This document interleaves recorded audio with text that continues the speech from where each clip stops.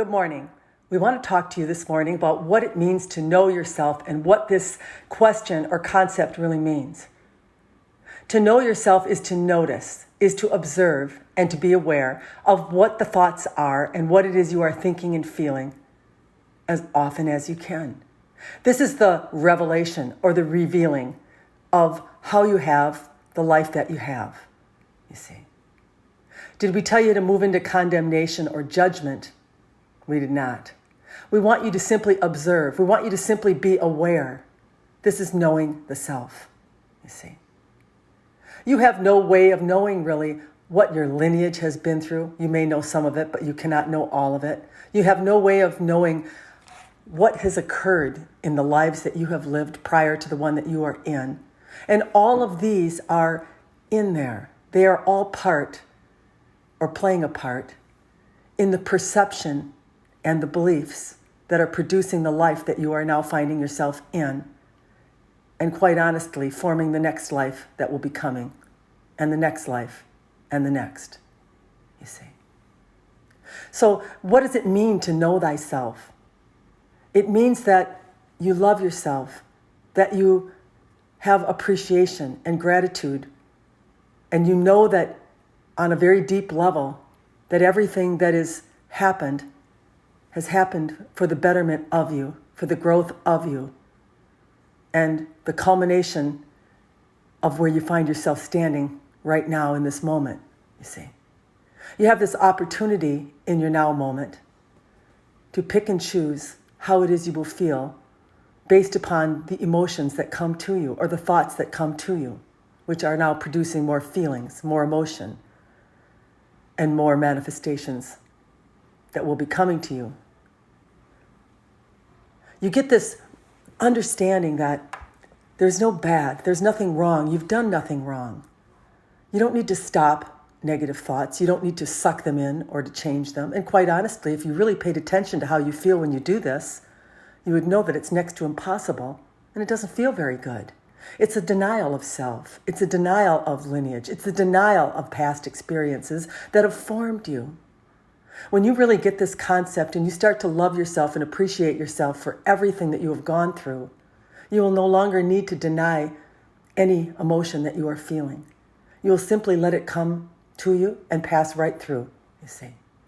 You don't become the emotion, because when you become it, as we have told you many times, you will just be the reproducer of more circumstances and situations that will be trying to get your attention of what it is that has got you lodged in the place you are lodged in. Just allow. When you start to really understand what allowing means, now you can find out how you can get into alignment very quickly. Alignment doesn't deny. Alignment doesn't judge. Alignment simply aligns. It allows. It's grateful. It's appreciative. If we were to ask any of you that have children, we think this is a good analogy that we could use. They've all done things that you would deem as wrong or something that was not to your liking. But you have let it pass through you, haven't you? You didn't hang on to it. You don't stay in judgment. You don't decide that forevermore that this thing you're going to think about day in and day out because this is what that person is now. Because of your love for them, you let it go. And then you look for the things that you love and you appreciate and you move back into your gratitude state. This is how you have to be with yourself. This is not just something that is inclusive of your children or someone that is very easy for you to love. You need to give yourself this kind of admiration and gratitude in order to thrive. You can't thrive in your judgment or your condemnation because you're going to lower yourself down to that human level, 3D level of perception. And this is all that you can manifest at that level. This is where the suffering is. This is where the judgment is, the misery is. We've talked to you many times about moving to a higher level of consciousness. And higher levels of consciousness, you perceive differently. That's all. You get this understanding that experiences cause emotions, and emotion causes you to create. And therefore you start to govern or take control over what it is you think and feel, because you know that you are creating, you see.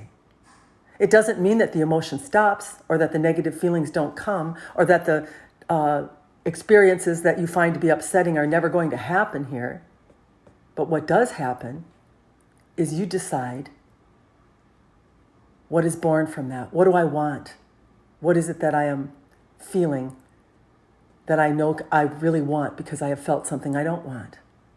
And you move into this grateful appreciation, this gratitude, this understanding that everything that's coming to you is serving you. That every experience you're having is trying to guide you to a higher place or a better place.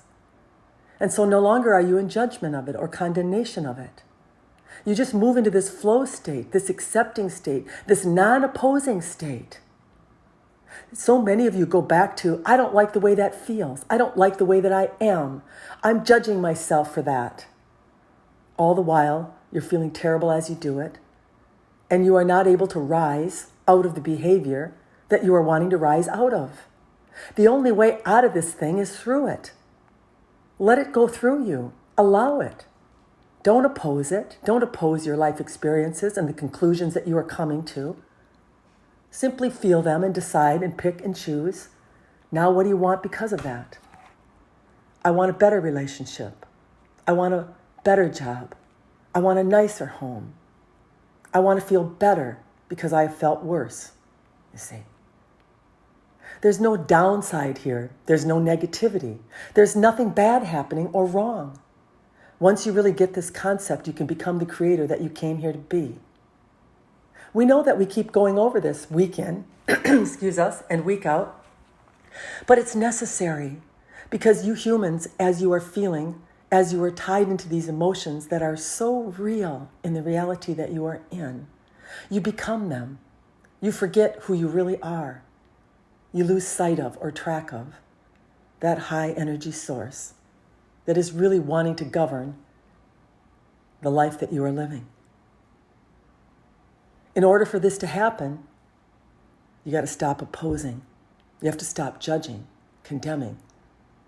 You have to just throw your arms up to whatever comes your way and move into this allowing state. Did we say not caring, not emoting? This is the mistake that some humans make.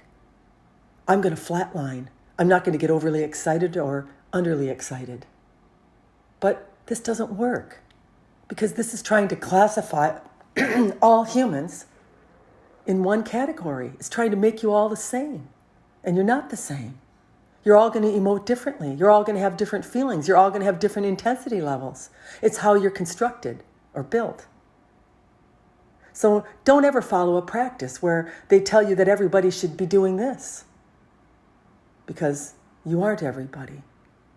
You are a unique, individual, divine, exclusive, miraculous expression of yourself. And you don't ever want to be what somebody else is because you think what you are is not worthy or not enough, you see. We hope that you get this transmission with the love and understanding that we are sending it. We know that contrasting plane, the earth, can be a difficult thing to feel. But we know that you have the ability, when you get the wisdom and the knowledge and the understanding, to rise above the emotive state and ask yourself, what is it that my preference is now? And then go to that preference and imagine how it would feel to obtain it. This is mastery. Good day.